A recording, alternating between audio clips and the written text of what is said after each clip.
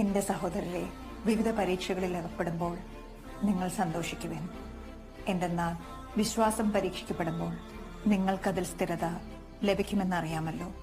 ഈ സ്ഥിരത പൂർണ്ണഫലം പുറപ്പെടുവിക്കുകയും അങ്ങനെ നിങ്ങൾ പൂർണ്ണരും എല്ലാം തികഞ്ഞവരും ഒന്നിലും കുറവില്ലാത്തവരും ആവുകയും ചെയ്യും.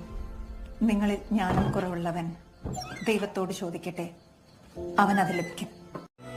എല്ലാവരും കൂടെ ഉള്ളപ്പോഴും ചിലപ്പോഴൊക്കെ നമ്മൾ ഒറ്റപ്പെട്ടു പോയതുപോലെ തോന്നാറുണ്ട്.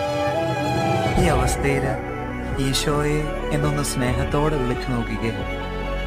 ഈശോ നമുക്ക് തന്ന വലിയ പ്രോമിസാണ്, അവൻ നമ്മുടെ കൂടെ എപ്പോഴും കാണുമെന്ന്.